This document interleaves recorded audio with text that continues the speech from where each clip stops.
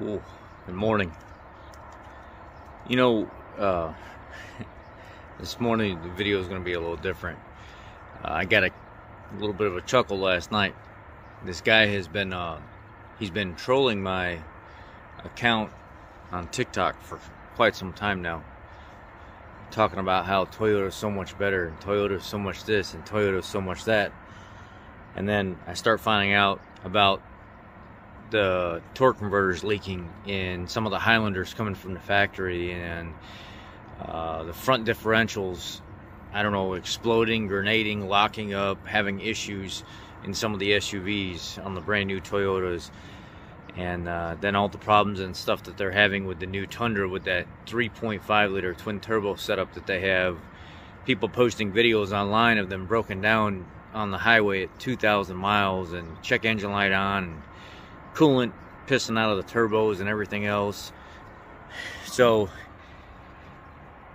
I've kind of built up a little case for myself here and sent this guy all this information, and then he deletes himself from the subscribers and blocks the channel and blah blah blah, and says all these things on his way out. And I'm thinking to myself, nice, that's a typical Toyota bias in Toyota fashion.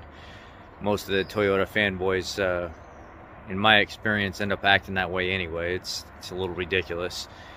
And then this morning I get up early and I'm sitting there responding to messages and stuff, and I scroll through this video where this guy's got this 2020 or 2021 Toyota Hilux or something like that overseas. And he's like, you know, this is a little ridiculous. This vehicle's got 9,000 miles on it, and already over the last year, I've seen several of these Toyotas where the paint is literally coming off the beds of these trucks, underneath, on top, on the sides. And he said, man, the quality's just not what it used to be. You don't say. You don't say.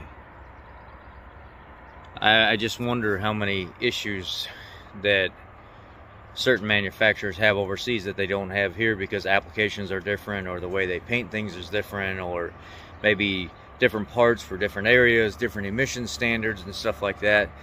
But yet people hold on to this bias and they try to make it seem like their choice of brand, their choice of experience needs to be everybody else's choice of experience, and they adamantly have to tell you how they feel about this product or why they would choose this over that. The other day I was leaving the supermarket and this guy sees me getting in this old town car, and I said, yep, love this thing. And this old man, he's walking kind of slow over to his car, and he's grabbing the car next to his car, which, mind you, he had like a mid to late 2000 model Avalon.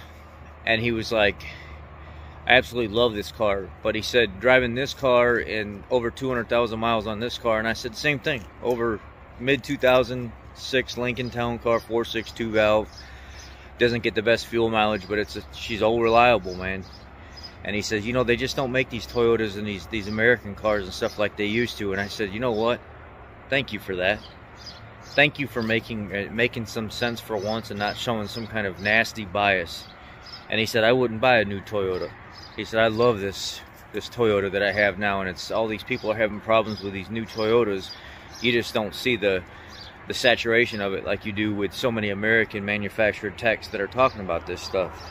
You know, we have 13 dealerships in our auto group, and we get to see a little bit of everything, and they all have problems. Some of them they seem to be a little bit better than others, and but they all have problems. They all have their quirks. They all have their recalls and stuff in their specific slew of where this was built at this plant between these weeks. This problem occurred, but then the general public never hears about it because only a couple thousand of them were affected by it instead of several hundred thousands, you know. You know, I don't know if the Toyota bias is any better than the Mobil 1 bias. The people that use Mobil 1 oil that are, oh my God, gotta have Mobil 1 oil, gotta have Mobil 1 oil.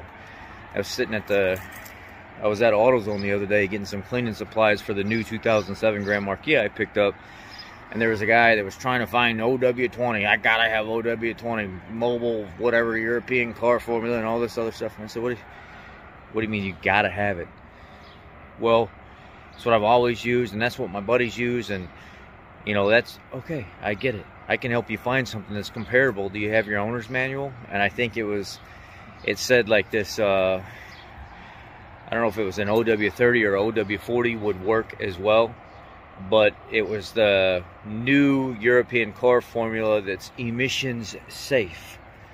And it seems like they come up with all these different blends of adding more of this and less of that. And I was like, well, if it says emissions safe, you know, the chances are they're probably pulling out higher levels of protectants that engine actually needs, especially on your older Mercedes. And you're not getting so many of those lubricating properties or the protecting properties if they're saying new emissions formula, emissions safe with a green label and stuff. I said, I don't know the gist of it. Is there a particular reason why you haven't done something else like AMSOIL or Redline or Motul or something like that? And he was like, no, I've just always used Mobil 1. I don't use anything else. I don't like it. Well, that doesn't make any sense, does it? And I told him, like, right in front of the AutoZone employee, if that's all you've used and you've never used anything else, you don't like it, how does that make sense? You know what it's called? It's called bias. And he was like, yeah, you're right. I probably could look into what else is out there and what's available and what's applicable. And I said, well, you could, and you should. But that mindset is exactly what holds a lot of these people back from finding a better product.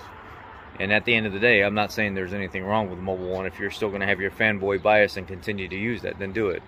That's fine. But I'll laugh at you to your face, and there's nothing you're going to do about it.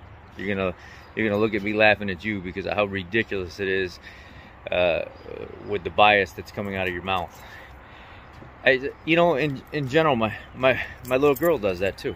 In general, and my little girl, I'm like, hey baby, you want to try this? No, I don't want to try that. I don't like that. Well, how do you know you don't like that? I don't know. I never tried it before. I don't like that. What? How does that make any sense? Try it. And she takes a little bite of it. She's like, ooh, that hibachi chicken's good. Can I have some more? Can I have seconds and thirds? And I'm like, oh, yeah. Toyota bias here. Mobil 1 bias here. Colored the Moyota. The Moyota bias. Wow. It's the same basic concept. People build these biases up and they get comfortable with something and nothing else can compare. You know, some stuff is better than others.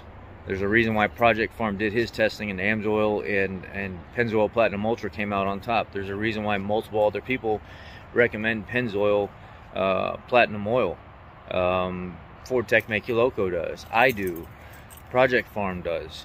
There's a lot of people out there that love that. And we're guys that are in this field doing this stuff all the time, testing these products and using them and giving you real life interaction on what we see rather than some bias.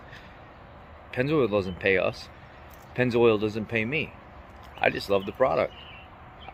I get found out by companies typically by after I'm using their product, I'm already liking the product, people are hearing what I say about it, and then they reach out to me and they're like, hey, would you mind being an ambassador for our company?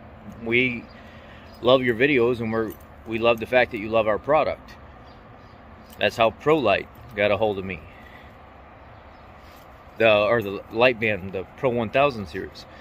That's how they got a hold of me. Some of you seen me wearing the band, my honest review on it. Nobody paid me. They reached out to me and said, we'd love to have you as an ambassador to the product because you had a bunch of your guys on your channel order a couple of these lights and they left really, really good reviews. And then some people have used it and left good reviews after buying it. So we're really impressed with your work and what you do and what you have to say about the product, and we'd love to have you as an ambassador. So maybe, you know, after everything goes through, we can give you direct access to a 20% off discount, so now you can share it with your guys that like the product. Thank you for being a true ambassador, an actual true ambassador of the product.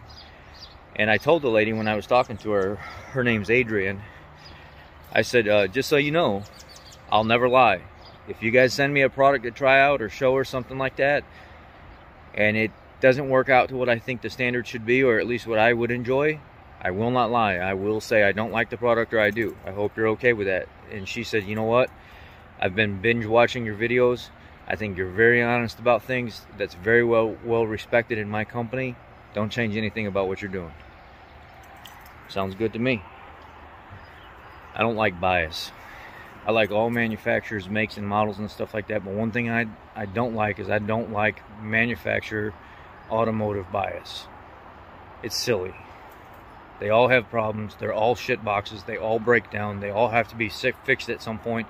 Some of them during different eras are better than others, and that's just how it is. Find what shit box you like and enjoy it.